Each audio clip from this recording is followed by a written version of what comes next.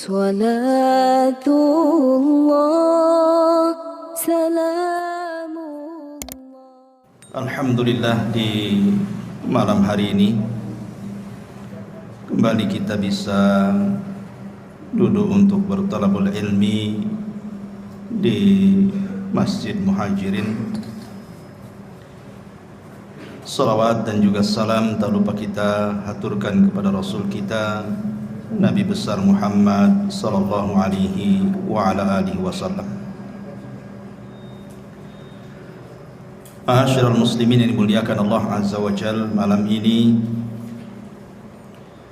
kita akan membahas biasa sirah para nabi.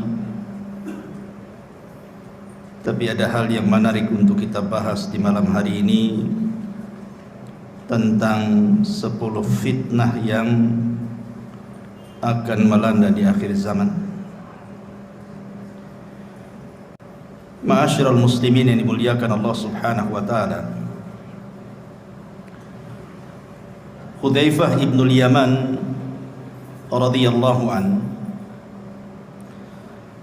suatu ketika bermajlis dengan Amirul Mukminin Umar bin Khattab radhiyallahu an, sahabat-sahabat yang lainnya. Kemudian Umar radhiyallahu an mengatakan, ayyukum sami'a Rasulullah sallallahu alaihi wasallam yadhkurul fitan. Siapa di antara kalian yang mendengar dari Nabi sallallahu alaihi wasallam saat Rasul menyebutkan tentang fitnah-fitnah yang akan muncul? Faqala qaumun, maka sebagian para sahabat mengatakan, nahnu sami'na, ya kami mendengarnya. Faqala la'allakum ta'nuna fitnatar rajuli fi ahlihi wa jari. Maka Umar mengatakan, boleh jadi yang kalian sangkakan itu kalian mendengar soal fitnah seseorang, keluarga dan tetangganya. Maka sahabat yang lain mengatakan, ajal ya, tentu. Maka Umar mengatakan, tilka tukaffiruhas salatu was-siyam was-sadaqatu. Kalau hanya itu fitnah-fitnah yang kalian maksud, itu bisa dihapus dengan salat, puasa dan sedekah. Walakin, akan tetapi, kata Umar, yang aku tanyakan bukan itu. Ayyukum sami'an nabiyya sallallahu alaihi wasallam yadhkurul lati tamuju maujal bahri. Yang aku tanyakan adalah fitnah yang akan menghantam kalian seperti gelombang lautan yang akan menghempaskan kalian. Qala Hudzaifah, maka Hudzaifah berkata, fa askatal qaum, maka sahabat yang lain pun terdiam. Faqultu ana, kata Hudzaifah, aku tahu. Qala, maka Umar mengatakan, anta lillah wa abu. Wahai Hudzaifah, demi Allah, ceritakan fitnah itu. Maka Hudzaifah ibnul Yaman mengatakan, sami'tu Rasulullah sallallahu alaihi wasallam tu'radul fitan 'alal qulubi kal hasiri 'udan 'udan. Fa ayyu qalbin ushribaha nukitat fihi nuktatus sauda, wa ayyu qalbin anqaraha nukita fihi nuktatun bayda, hatta tasira ala qalbaini ala al-abyad misli as-safa fala tadurruhu fitnatun ma damatis samawati wal ard. Wal akharu aswad murbadan kalkuzin muzakhiyah la ya'rifu ma'rufan wa la yunkiru munkaran illa ma ushriba min hawahu. Apa kata Hudzaifah? Kata Hudzaifah ibnul Yaman radhiyallahu anhu, dia mengatakan, fitnah akan dihamparkan ke hati-hati setiap manusia seperti tikar dihamparkan sehelai demi sehelai. Maka hati mana saja yang akan menyerapnya, maka akan berbekas satu titik hitam padanya. Dan hati mana saja yang mengingkarinya, maka akan berbekas titik putih di hatinya. Sehingga keadaan hati manusia menjadi dua bagian. Ada hati yang putih bersih seperti batu licin yang tidak terpengaruh oleh fitnah selama langit dan bumi tegak. Tapi juga ada hati yang hitam kelam berdebu seperti cangkir yang terbalik. Akibatnya dia tidak mengenal yang ma'ruf, tidak pula mencegah yang mungkar. Dia hanya menyerap apapun yang bersumber dari hawa nafsunya. Hadis ini dikeluarkan oleh Imam Muslim dan yang lainnya. Perhatikan hadis ini, ma'asyiral muslimin yang dimuliakan Allah Subhanahu wa taala. Nabi SAW menceritakan lewat lisan Hudzaifah Ibnul Yaman yang mendengar langsung dari Nabi, bahwa nanti fitnah itu akan dihamparkan di tengah-tengah manusia seperti tikar yang dihamparkan berhelai-helai. Kemudian kata Hudzaifah Ibnul Yaman,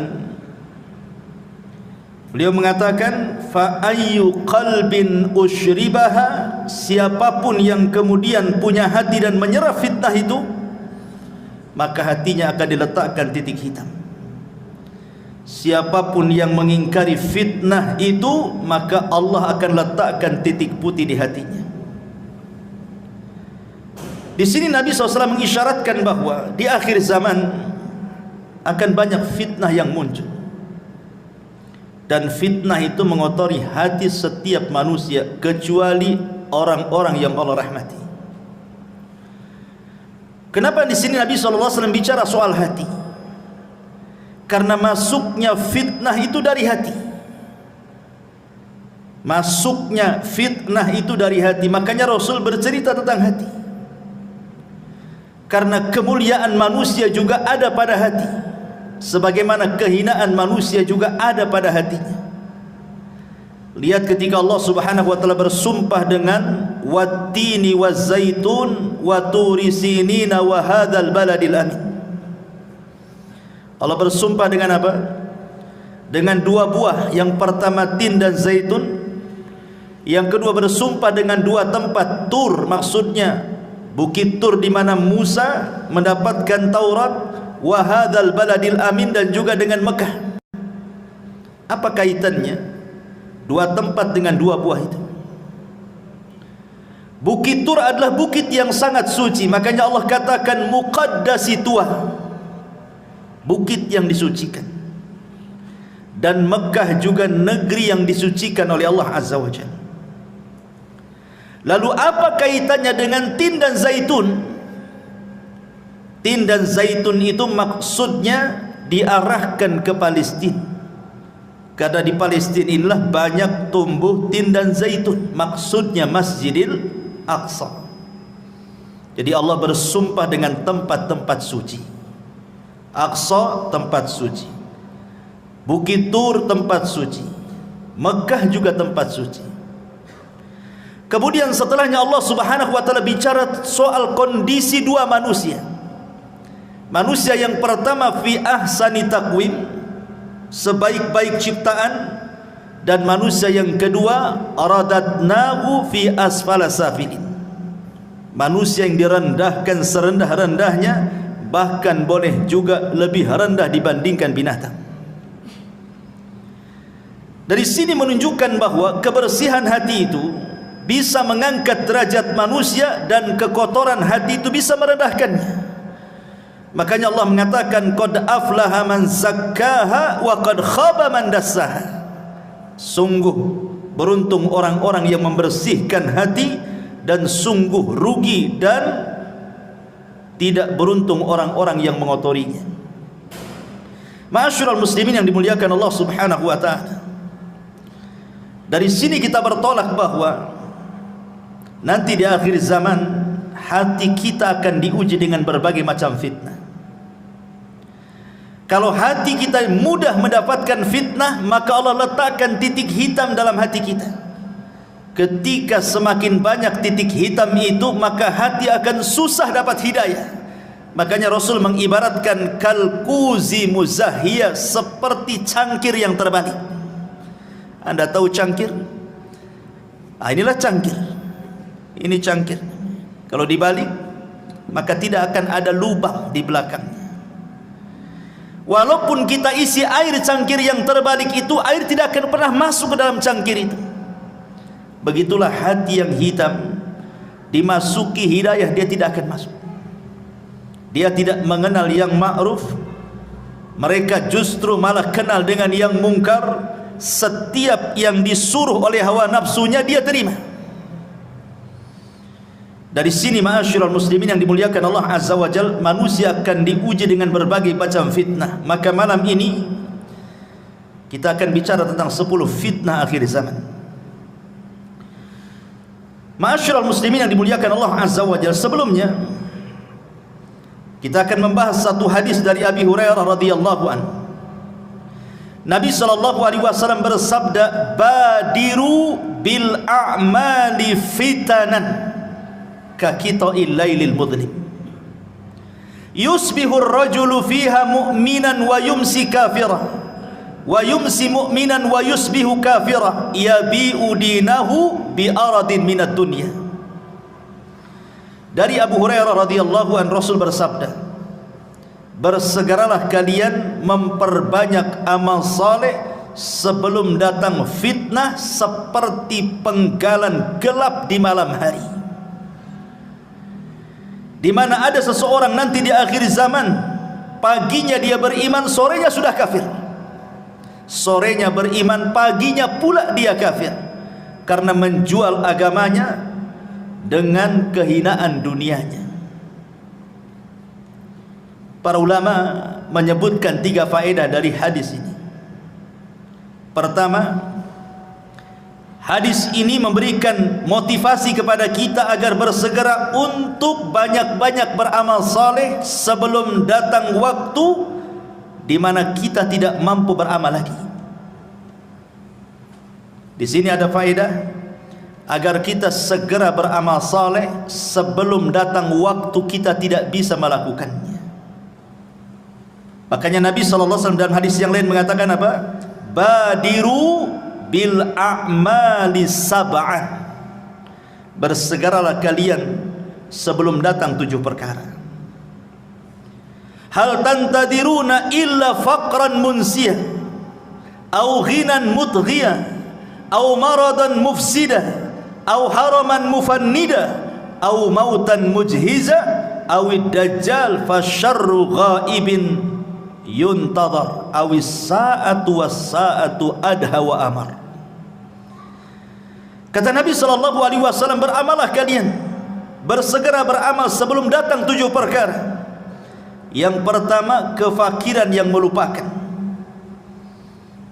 Kefakiran yang menjadikan lupa kepada Allah karena sibuk mencari dunia, lupa pula dengan ibadah. Atau kalau dia selamat dari kefakiran, belum tentu selamat dari kekayaan yang melampaui batas. Karena kekayaan itu bisa melupakan orang. Okelah dia selamat, dia kaya, dia pun taat kepada Allah Azza wa Jalla, belum tentu selamat dari yang ketiga, maradan mufsida, sakit yang membuat dia terduduk tidak bisa beramal. Kaya tapi tidak bisa sholat ke masjid, sakit. Kaya tapi tidak bisa dia bersilaturahim karena tidak bisa bergerak. Oke, dia selamat dari sakit, belum tentu selamat dari yang keempat, haraman mufannida, pikun. Pikun yang melupakan segalanya. Oke, dia selamat dari pikun, tapi dia tidak selamat dari yang kelimanya, mautan mujahiza, mati mendadak, ketabrak, jatuh, mati mendadak. Atau mungkin dia selamat dari kematian mendadak, Bisa jadi yang keenam, atau dia mendapatkan Dajjal, dan Dajjallah seburuk-buruk fitnah yang tersembunyi yang ditunggu oleh setiap manusia. Oke, dia selamat dari Dajjal, dia tidak selamat dari kiamat. Ini 7 perkara. Kata Rasul, bersegera beramal soleh sebelum datang 7 perkara ini. Kemudian faedah yang kedua dari hadis ini memberikan satu isyarat bahwa di akhir zaman nanti akan banyak terjadi berbagai macam fitnah, di mana datangnya fitnah ini beruntun. Belum selesai yang ini, datang yang itu. Belum selesai yang itu, datang yang lainnya pula. Makanya Nabi SAW juga mengatakan, badiru bil a'mali sittan, bersegeralah kalian untuk beramal soleh sebelum datang 6 perkara. Imaratus sufaha, munculnya para pemimpin-pemimpin jahil yang merusak agama dan dunia. Kasratus syurat, banyaknya keamanan negara karena banyak kerusuhan di mana-mana. Wa bai'ul hukmi, jual beli hukum di pengadilan, membayar pengacara, membayar saksi, menyogok hakim. Istighfafan biddima, murahnya sebuah darah, pembunuhan mudah sekali, seolah-olah yang membunuh tidak tahu kenapa dia bisa membunuh, yang dibunuh makin bingung kenapa bisa dibunuh. Au qati'atir rahim, banyaknya orang memutus silaturahim. Au nasyun yattakhiduna al-Qur'ana mazamir, atau Al-Quran hanya disamakan dengan nyanyian. Orang mengundang orang itu untuk membaca Quran hanya untuk dinikmati lagunya, bukan untuk ditadaburi. Yuqaddimuna ahadahum liyughanniyahum wa in kana aqalluhum fikha, hanya diundang untuk mengaji, dinikmati lagunya walaupun dia tidak paham soal fikihnya. Dan fitnah ini banyak, ini hanya sekelumit bahwa Rasul akan menjelaskan di akhir zaman akan muncul yang seperti ini. Ini belum selesai, tumbuh yang itu yang selesai, datang pula yang lainnya, dan begitu seterusnya. Dan yang ketiga, zaman kita ini ikhwan adalah zaman fitnah dan ujian, serta manusia disibukkan dengan urusan dunia itu luar biasa. Dan ingat, kata Imam Ibnul Qayyim rahimahullah ta'ala mengatakan sumber fitnah itu 2, syahwat dan syubhat, dan itu berasal dari 4 perkara: iblis, dunia, pemikiran sesat, dan hawa nafsu. Inilah yang kita akan bahas. 10 fitnah ini bersumber dari 4 perkara, yang dikerucutkan lagi bersumber dari 2 perkara, syubhat dan syahwat. Ma'asyiral muslimin yang dimuliakan Allah Subhanahu wa taala. Yang pertama, fitnatul mal, fitnah harta. Mengumpulkan harta ikhwan tidak tercela. Tidak, Al-Quran dan Sunnah tidak mencela orang mengumpulkan harta, karena manusia itu memang difitrahkan cinta dengan harta. Allah mengatakan, wal 'adiyati dhabha fal muriyati qadha fal mughirati subha fa atharna bihi naq'an fa wasatna bihi jam'an innal insana li rabbih lakanud wa innahu li hubbil khairi lasyadid. Manusia itu cinta kepada harta luar biasa. Artinya setiap manusia difitrahkan cinta harta. Tidak ada manusia yang tidak cinta harta. Dusta kalau ada orang enggak cinta harta itu. Semua orang cinta harta. Tetapi ma'asyiral muslimin, walaupun mengumpulkan harta tidak tercela secara mutlak, akan tetapi perlu diingat bahwa di dunia ini bukan tempat kita tinggal. Artinya kalau ada orang dari muda sampai tua hartanya banyak, sampai mampu kembali apa saja yang ia kehendaki, tetap saja dunia itu pendek bagi dia. ada masanya dia meninggalkan harta itu. Makanya Abdullah ibn Abbas radhiyallahu anhuma mengatakan, "Lau anna libni Adam wadiyan min dhahabin ahabbu an yakuna lahu wadiyani walan yamla'u fahu illa turab wa yatubullahu ala man tab." Kalaulah anak Adam ini meminta satu lembah emas dan Allah berikan, pasti dia berkehendak untuk mendapatkan lembah-lembah emas yang lainnya. Itulah fitrah manusia. Ada orang yang berkeinginan, saya kalau sudah punya rumah, punya kendaraan, punya ini, punya itu, sudahlah, saya akan tenang-tenang, saya akan menikmati. Rupanya tidak juga. Setelah keinginannya tercapai, rupanya makin gila lagi keinginannya. Begitulah harta, ikhwatu fiddin, muliakan Allah subhanahu wa ta'ala, menjadi fitnah. Fitnah bagi pemiliknya. Ma'asyiral muslimin yang dimuliakan Allah azza wa jalla, dari segi mana fitnahnya harta itu? Begini ikhwan, kenapa harta menjadi fitnah itu? Kalau orang terus mencari harta, keinginannya tercapai, rumah sudah kebeli, kendaraan sudah kebeli, dia pun mampu membuat usaha, hartanya banyak. Terkadang manusia takut kalau seandainya kekayaannya hilang. Ketika ada kekhawatiran hilang hartanya, inilah kemudian dia berubah menjadi jahat.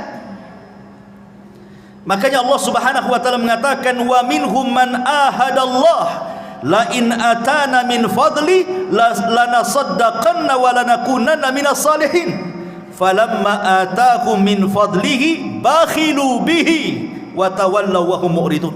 At-Taubah 75-76.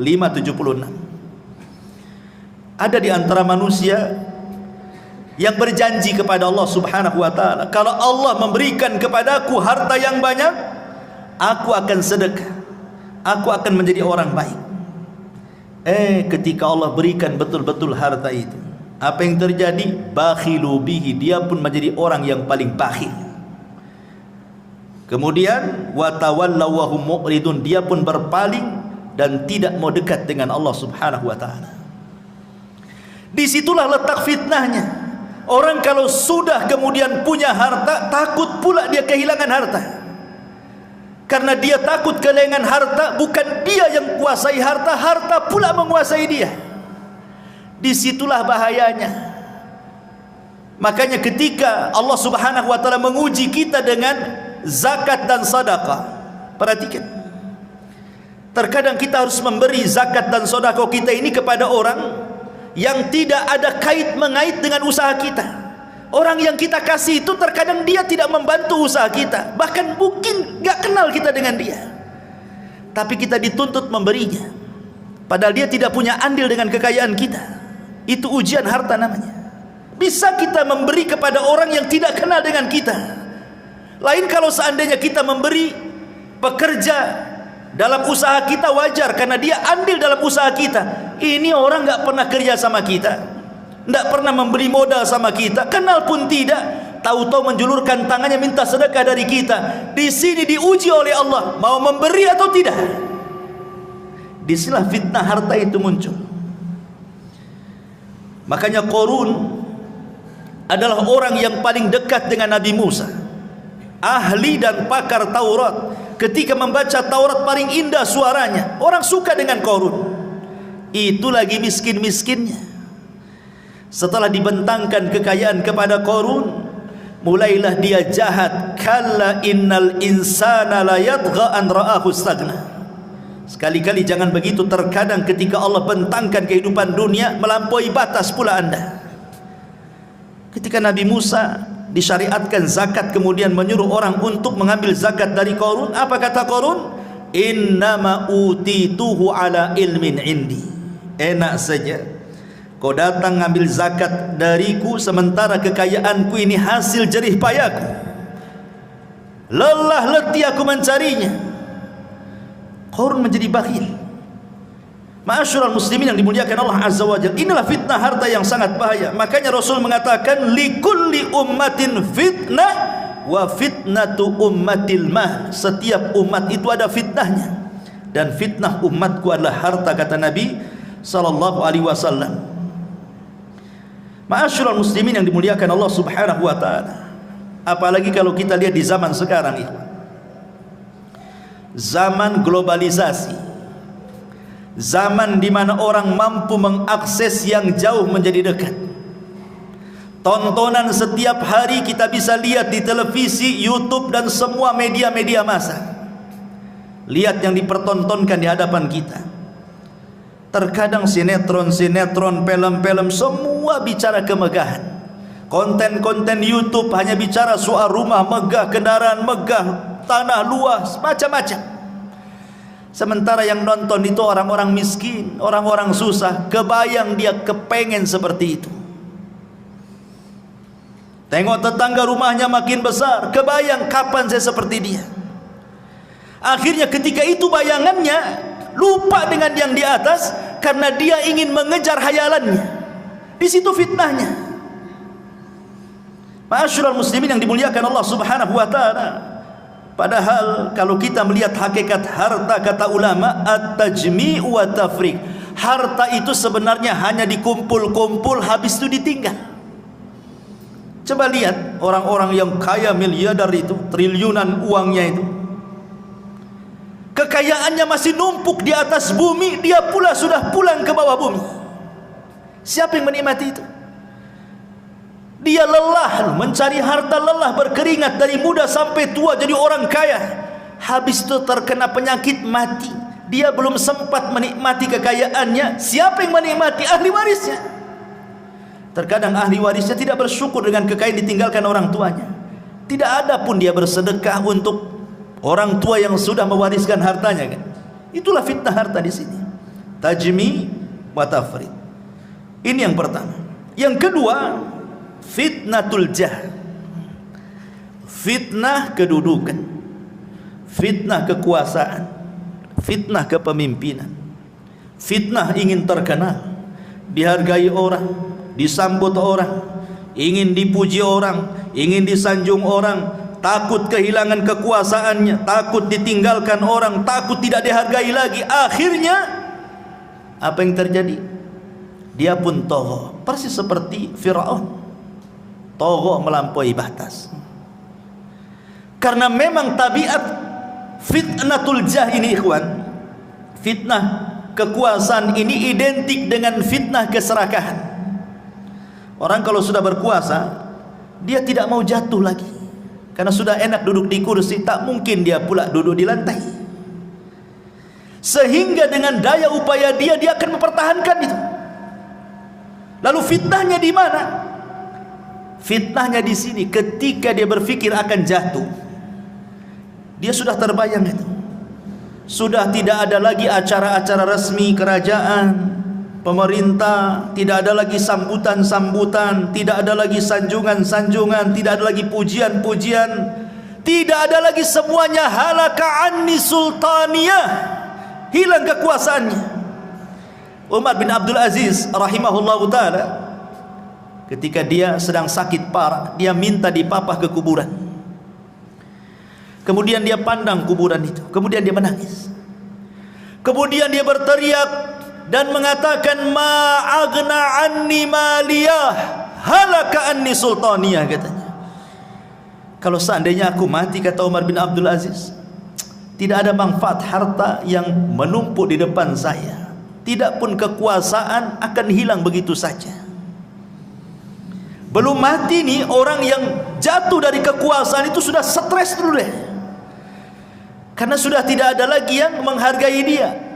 Apalagi tabiat orang yang berkuasa itu, kalau sudah naik rezim yang lain, dia akan menjatuhkan rezim sebelumnya, dan begitu seterusnya itu. Dari zaman ke zaman seperti itu. Sehingga fitnahnya di sini.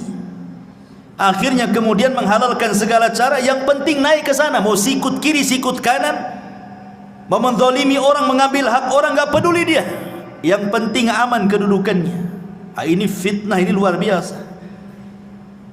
Makanya Nabi SAW sampai mengatakan, madhibani ja'i'ani ursila fi ghanamin bi afsadalah min hirsil mali alal min hirsil mar'i alal mali wasyarafi lidini. Kalau seandainya ada dua serigala yang dua-duanya lapar, kata Rasul, ini serigala belum makan 1 minggu, lapar, di depannya ada kambing, tentu serigala ini akan mencabik-cabik kambing itu sampai kenyang, sampai robek, sampai rusak.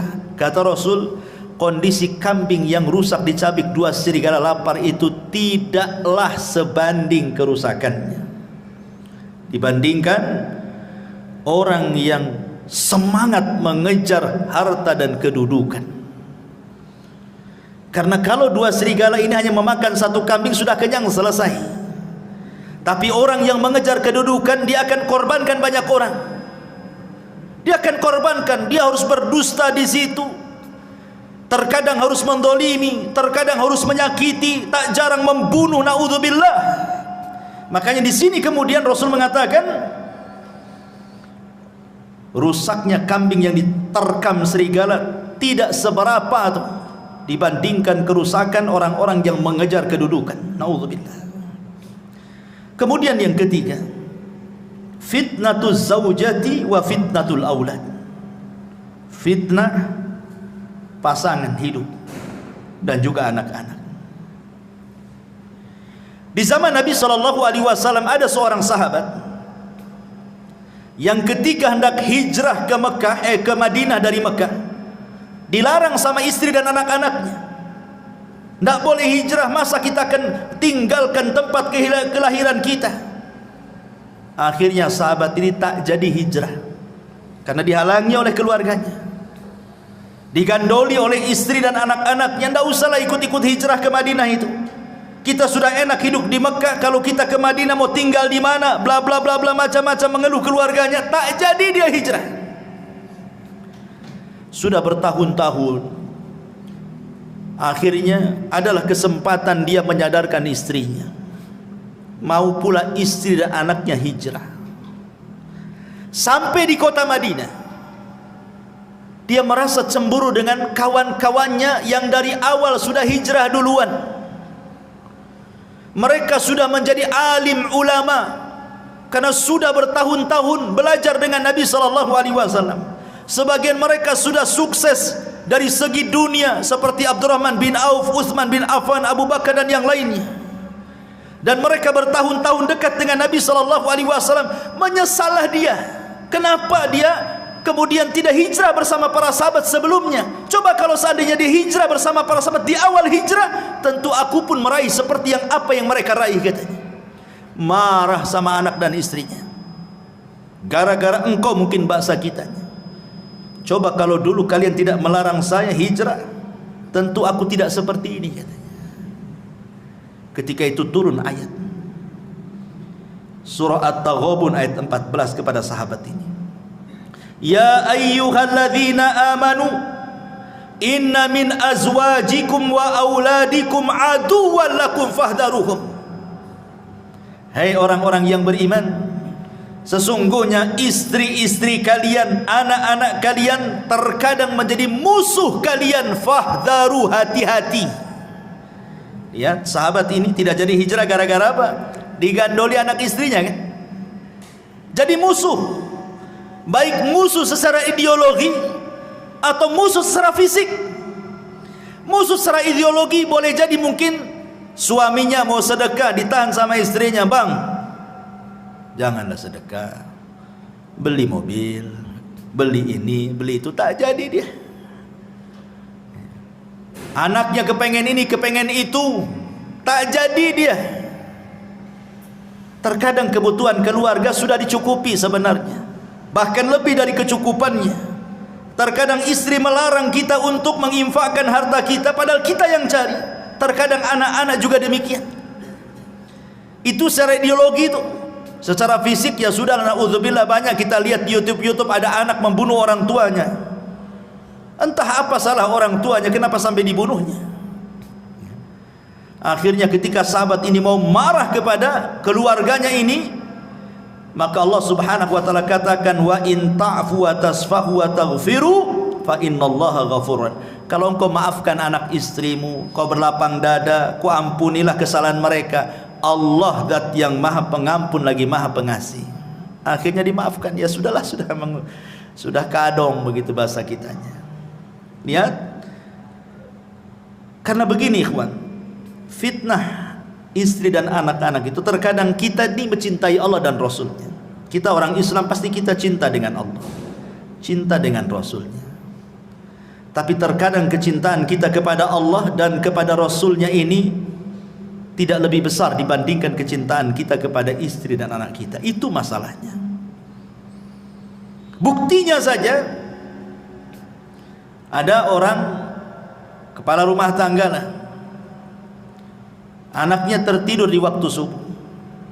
Mungkin anak itu baru safar dari mana gitu, sudah besar anak itu. Kemudian malamnya ngobrol sampai kemudian dia baru 1 jam subuh baru tidur.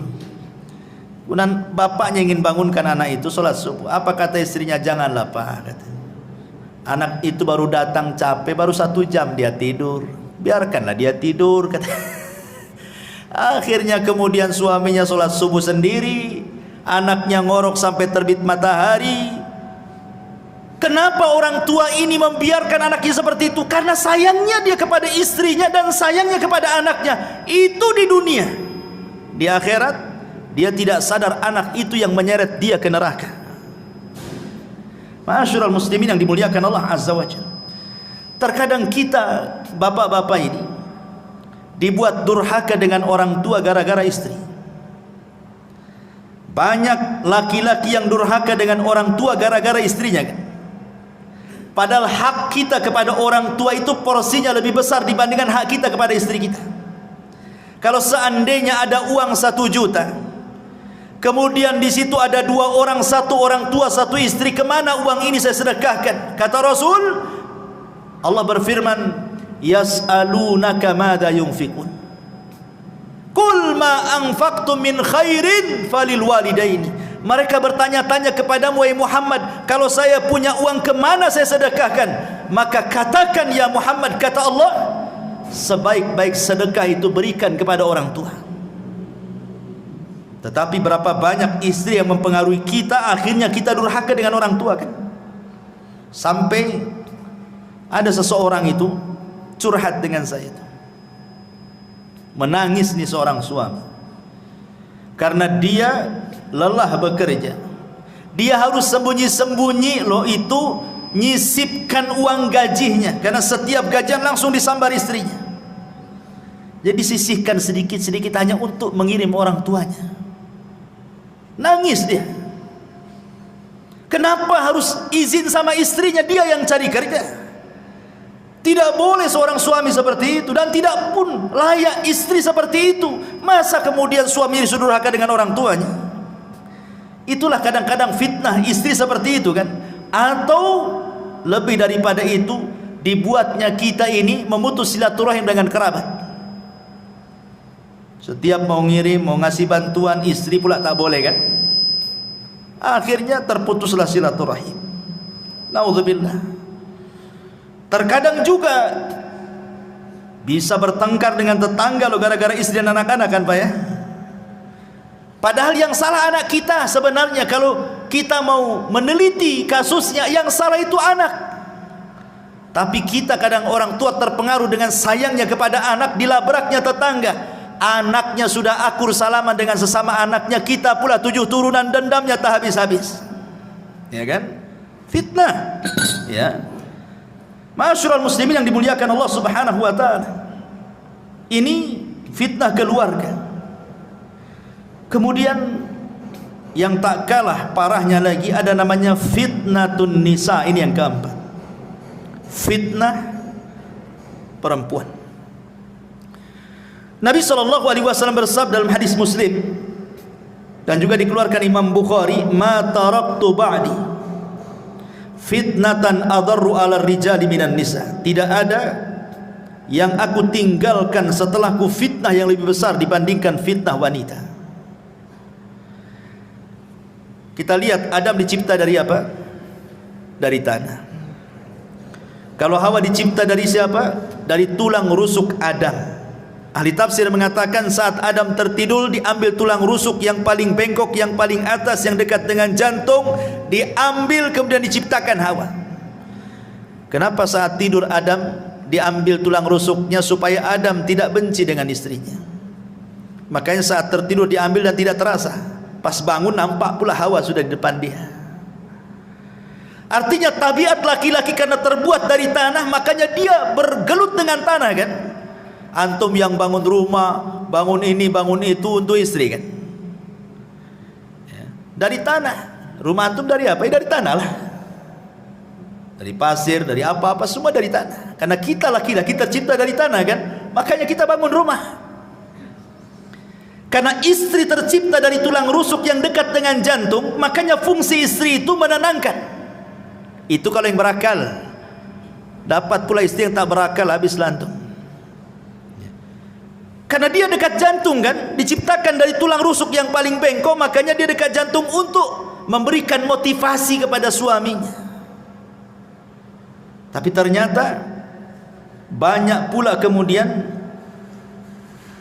wanita-wanita itu yang tidak bersyukur dengan suaminya.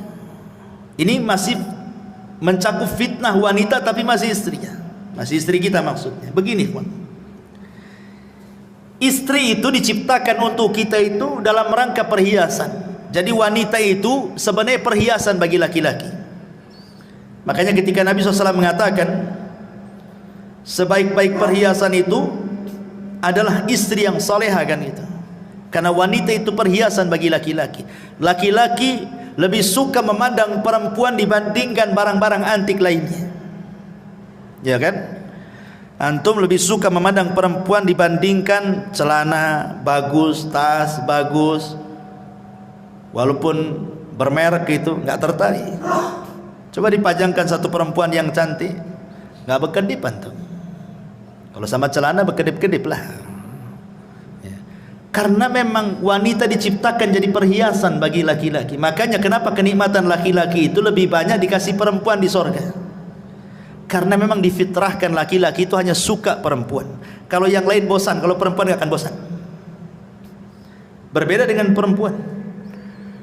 Perempuan itu bukan satu-satunya kenikmatan laki-laki. Ya, dia juga difitrahkan cinta dengan kita. Tapi kecintaannya bercabang. Ia cinta dengan suami, ia cinta dengan perhiasan, ia cinta dengan baju, dengan pakaian, dengan macam-macam. Makanya kenikmatan di sorga pun bercabang-cabang dia. Dia tidak dikasih bidadara banyak-banyak, satu aja suaminya. Karena di dunia saja perempuan itu dia tidak begitu suka dengan laki-laki. Dia suka kadang, tapi juga ada yang lain yang disukai dia. Makanya lihat perempuan itu kalau antum kasih hadiah baju senang luar biasa kan. Kalau antum dikasih hadiah sama istri kaos nggak senang, biasa-biasa saja kan. Nggak ada surprise-nya sama sekali. Karena hari-hari juga kita pakai kaos kadang seminggu sekali baru ganti. Kalau perempuan kan dikit-dikit ganti, dikit-dikit ganti. Ada pakaian dapur beda dengan pakaian keluar, beda dengan pakaian kearisan, beda dengan pakaian ke pasar, dan begitu seterusnya kan. Laki-laki mana peduli, mau ke undangan ya itu, mau sholat ya itu, mau tidur ya itu gitu. Gak peduli dia. Ma'asyiral muslimin yang dimuliakan Allah Azza wa Jalla, masalahnya ikhwan, di mana letak fitnah nih perempuan? Yang dimaksud dalam hadis ini, maksudnya di sini bukan istri kita, tapi perempuan yang tidak ada kait mengait dengan kita. Karena begini, ada satu kisah, ini sering saya ceritakan, tapi di sini belum. Abu Abdillah Al-Laghawi rahimahullahu ta'ala, seorang ulama salaf. Abu Abdillah Al-Laghawi rahimahullahu ta'ala bercerita, di zamannya ada anak muda. Anak muda ini rajin sholat, tidak lepas baca Quran, hadir terus di majelis ta'lim, pokoknya anak muda soleh. Dia berjalan melewati satu gereja. Rupanya di dalam gereja itu ada seorang wanita biarawati yang sangat cantik sekali. Entah kenapa pandangannya tertuju kepada wanita itu. Begitulah bapak-bapak, ya, tak sabar kalau melihat yang bening-bening, langsung dituju matanya ke situ. Ya. Akhirnya kemudian setiap hari lewat gereja itu, setiap itu pula dia menatap wanita itu. Setan masuk, panah cinta masuk ke yang perempuan dan masuk pula ke yang laki-laki. Akhirnya mulai saling mengirim surat karena tidak berani dia mendekat gereja. Surat dibalas surat, perjanjian dibalas janji, ketemu dibalas ketemu, akhirnya ngobrol, jatuh cinta, kemudian kepengen menikah. Cintanya kuat luar biasa. Masalahnya, yang satu muslim, yang satu Nasrani, biarawati lagi, tidak bisa menikah kecuali dia keluar dari petugas gereja. Sakitlah anak muda ini karena terus terpikir dengan wanita itu, sampai akhirnya sakitnya memarah, tidak mau makan, tidak mau minum, kurus, akhirnya sampai ke sakaratul maut, mati gara-gara cinta. Sebelum dia mati, ini Abu Abdillah Al-Laghawi ini menceritakan kisah ini. Dia datang, dia mengatakan, zurtu ilaih, aku menziarahi laki-laki itu. Kemudian aku ajak dia berdakwah menuju kepada Allah, mengingatkan rahmat Allah untuk bertobat kepada Allah Azza wa Jalla. Tapi di luar pemikiran Abu Abdillah Al-Laghawi, rupanya laki-laki ini mengatakan, ya Imam, kamu tahu kasusku dengan wanita itu, katanya. Aku cinta berat dengan wanita itu, katanya. Dan aku tidak mungkin dipisahkan dengan wanita itu. Kalau Allah Subhanahu wa ta'ala haramkan aku tidak berjumpa di dunia, maka jangan pula Allah haramkan aku berjumpa di akhirat, katanya. Kata Imam Abu Abdillah, lalu bagaimana caranya? Kau akan berjumpa di akhirat? Di luar pemikiran Abu Abdillah, tiba-tiba dia mengatakan, kafartu bidini wa amantu bidiniha. Ya Imam, saksikan sebelum wafatku, aku kufur dengan agamaku dan aku beriman dengan agama wanita itu, katanya. Dikiranya dengan cara seperti itu dia akan berjumpa di akhirat? La haula wa la quwata illa billah. Masalah ini oleh Imam Abu Abdillah Al-Laghawi disembunyikan, tidak mau diceritakan sama orang. Sampai setahun berlalu, rupanya nasib wanita itu sama pula dengan nasib laki-laki ini. Dia kepikiran laki-laki itu, akhirnya kemudian kurus kering, tidak makan, tidak minum, sakit, sampai pun hampir sakaratul maut. Ini Abu Abdillah Al-Laghawi ini mencoba ziarah kepada wanita itu yang masih Nasrani itu, karena sakit parah memikirkan si bujang tadi. Kemudian kata Imam Abu Abdillah, masya nukia fulana, ada apa dengan kamu, kenapa seperti ini? Kata wanita ini, engkau sudah tahu kasusku dengan anak muda muridmu itu, wahai Imam. Aku cinta dengan dia. Janganlah Allah Subhanahu wa ta'ala pisahkan aku di akhirat. Sudahlah Allah pisahkan aku di dunia, jangan pula Allah pisahkan aku di akhirat. Kata Imam Al-Laghawi, lalu bagaimana caranya? Amantu bidinihi wa kafartu bidini. Aku beriman dengan agama dia dan aku kufur dengan agamaku. Subhanallah, terbalik-balik. Lihat, dia sudah Allah pisahkan di dunia, Allah pisahkan pula di akhirat. Nggak ketemu tuh. Di dunia sudah dipisahkan, di akhirat pun dipisahkan. Kenapa? Yang satu mukmin, yang satu kafir, kan gitu ya. Begitulah takdir, ikhwan. Istidraj syaitan namanya. Hati-hati. Ya. Makanya dulu saya punya tetangga, kan pernah cerita di sini. Saya masih tinggal di Batam Center itu. Kasusnya kurang lebih dengan kasusnya yang diceritakan Abu Abdillah Al-Laghawi ini. Tetangga, depan-depanan rumahnya. Dia seorang wanita muslimah menikah dengan laki-laki Nasrani karena kaya. Akhirnya dia masuk Nasrani wanita ini, sampai punya anak banyak. Walaupun nasihati sama istri juga tak dengar juga. Qadarullah pula, suaminya ini ada hubungan dengan perempuan yang ketiga, dan yang ketiga ini wanita muslimah. Ketahuan, cekcok, cerai. Akhirnya si laki-laki ini menikah dengan wanita muslimah, tapi syaratnya dia harus mu'alaf. Pertama, dia memurtadkan orang. Sekarang dia menikah dengan wanita muslimah, dia pula yang murtad dari agamanya masuk ke dalam Islam. Terbalik-balik dunia, ikhwan. Inilah dunia dalam berita namanya. Ya. Ma'asyiral muslimin yang dimuliakan Allah Azza, begitulah hidayah. Makanya fitnah perempuan ini sampai kepada taraf kufur.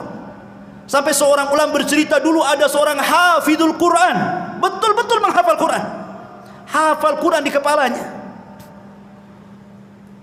Ketika dia ikut jihad perang melawan tentara orang-orang Nasrani, dalam Islam kan wanita tidak disuruh perang.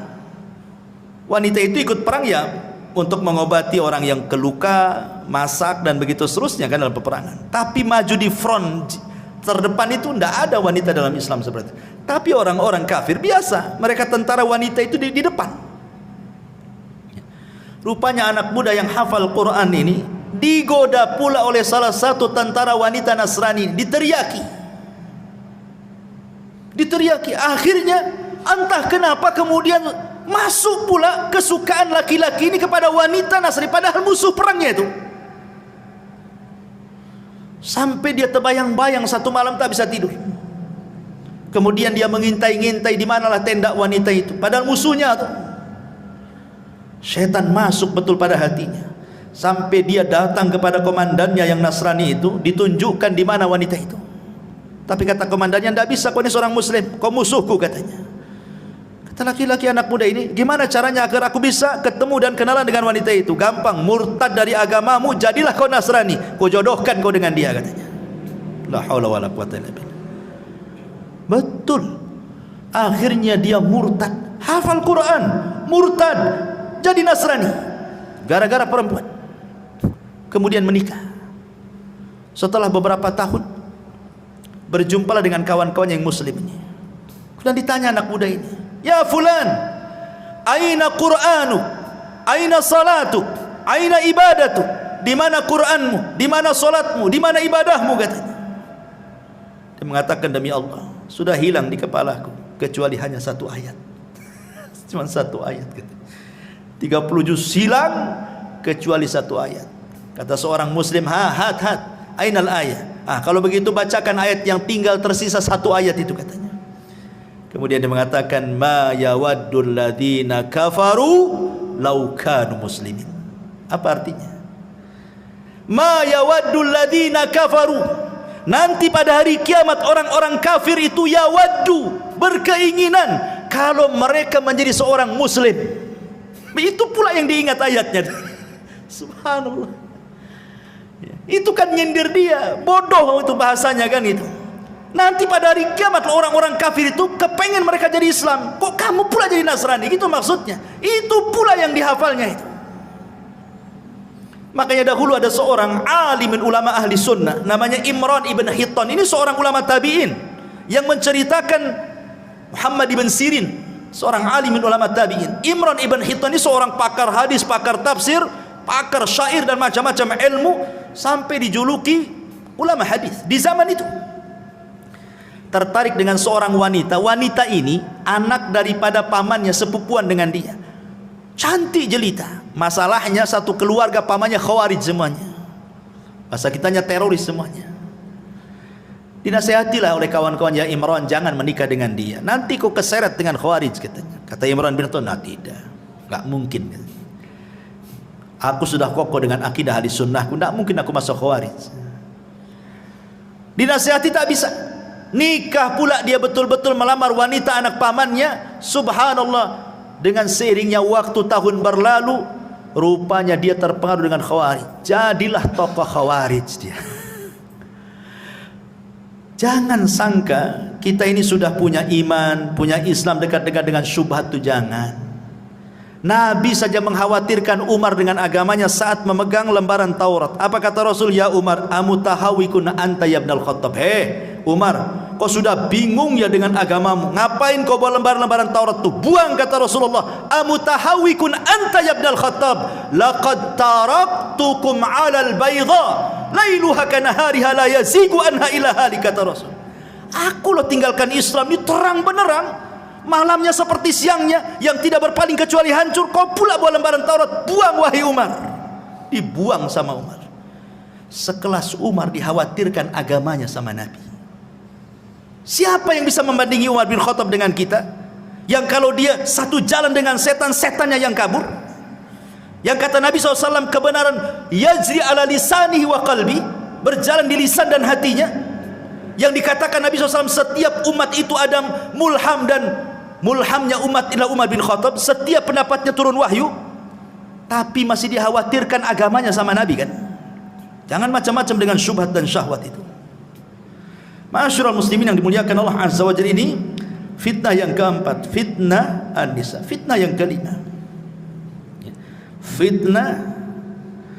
fitnatul at-tughyan wa dhulmi. Fitnah banyaknya kezaliman, banyaknya keangkara-murkaan yang timbul dari kebijakan pemerintah yang zalim. Kita bisa rasakan bagaimana ketika ada kebijakan-kebijakan yang tidak pro rakyat kan. Pamannya ini naik, itu naik, ini naik, itu naik, semua rakyat menjerit kan. Itu fitnah, bagian daripada fitnah. Tetapi walaupun demikian, kata Nabi SAW, isbiru, sabar. Sabar, kata Rasul. Selama para pemimpin itu masih sholat, masih menampakkan Islamnya, sabar. Kecuali mereka sudah kufrun bawahan indakum minallahi burhan, kata Rasul. Kalau dia sudah kufur dan ada bukti kekufurannya, boleh kita berontak. Tapi kalau dia masih nampak sholat, pakaiannya juga masih Islam, masih pakai peci, masih nampak sholat di masjid, kita sabar. Kita doakan mudah-mudahan semakin baik, semakin baik, semakin baik. Karena ini fitnah masalahnya. Karena dampaknya kebijakan-kebijakan itu ke ekonomi. Ekonomi dampaknya kepada kefakiran. Kefakiran dampaknya kekufuran, kejahatan. Lihat salah satu dampak kenapa orang jadi teroris, salah satunya faktor ekonomi. Orang berpindah agama, salah satunya faktor ekonomi. Orang bisa jahat jadi merampok, membunuh gara-gara ekonomi. Ya kan? Fitnah. Ya, makanya kita bersabar kepada Allah Azza wa Jalla, terus bersabar. Minta kepada Allah Subhanahu wa taala supaya diperbaiki semuanya. Karena mencaci itu tidak solusi masalahnya. Ini juga fitnah, dan itu akan muncul dan akan terus muncul. Kemudian yang keenam, fitnatut tafarruq wal ikhtilaf wa tahazzub. Banyaknya perselisihan antar sesama kita aja berselisih, padahal bahaya. Dulu Imam Bukhari meriwayatkan begini. Jadi Nabi SAW baru saja turun wahyu, diberitahu tentang tanggal Lailatul Qadar. Jadi turun wahyu memberitahu tanggal dan malam Lailatul Qadar itu. Pamannya turun wahyu tanggal 27 atau tanggal 29 gitu ya. Rasul sudah ada tuh di otaknya itu, karena turun wahyu diberitahu tuh tanggalnya. Senanglah Rasul itu, kepengen memberitahu sahabat tentang malam apa Lailatul Qadar dan tanggal berapa gitu. Akhirnya keluar rumah, ingin kasih tahu, maksudnya saking senangnya Rasulullah. Di tengah jalan ada dua sahabat bertengkar, melengking-lengking suaranya, saling mengotot keduanya. Akhirnya Nabi SAW sibuklah melerai dua orang ini sampai dilupakan tanggal dan malam Lailatul Qadar itu. Karena sibuk ini, sehingga ketika sudah selesai ini melerai keduanya, lupa dia tanggal berapa tadi, dilupakan sama Allah. Dari sini menunjukkan ikhwatu fiddin bahwa perselisihan itu sebab mahkul khair wal barakah, diangkatnya kebaikan dan keberkahan sebab perselisihan ini. Coba kalau seandainya kasusnya seperti kasusnya Imam Syafi'i dan muridnya Yunus ibn Abdul A'la As-Sadafi rahimahullahu ta'ala. Jadi Yunus ibn Abdul A'la As-Sadafi ini muridnya Imam Syafi'i. Suatu ketika berdebat dengan gurunya, entah masalah apa perdebatannya, sampai meninggi suaranya. Akhirnya dia angkat kaki dari majelisnya Imam Syafi'i, kemudian pulang dan tidak pernah muncul lagi di majelis itu. Imam Syafi'i rahimahullahu ta'ala akhirnya mencoba mendatangi muridnya Yunus ibn A'la As-Sadafi. Kemudian setelah sampai di rumahnya, dia menasihati, ya Yunus, la tuhawil al-intisar fi kulil ikhtilaf, fa ahyanan kasbul qulub awla min kasbil mawaqif. Yunus, kata Imam Syafi'i, janganlah setiap perselisihan itu kau bela habis-habisan pendapat. Karena menutup hati supaya terus bersama itu lebih utama dibandingkan mempertahankan pendapat. Bukankah persamaan kita lebih banyak dibandingkan perbedaan? Ya Yunus la tahdamil jusur allati banaitaha wa abbartaha farubbama tahtaju lil audati yauman ma. Wahai Yunus, janganlah kau hancurkan tu jembatan itu yang engkau sudah bangun sendiri dan kau lewati. Boleh jadi suatu hari kau pengen lewat jembatan itu sementara sudah hilang pula jembatannya. Artinya kalau benci janganlah benci mati. Nanti kau juga akan datang lagi kepadaku, gitu maksudnya. Ya Yunus, wahai Yunus, katanya, akrih al khata'a daiman wala tukrih al mukhti. Kau boleh benci dengan kesalahan, tapi jangan pula benci orangnya.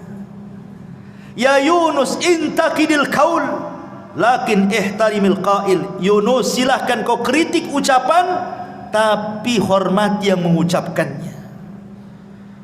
Fa inna muhimmatana an naqdi alal mardi la alal marid. Karena tujuan kita itu mengobati penyakit, bukan membunuh orang yang terkena penyakit.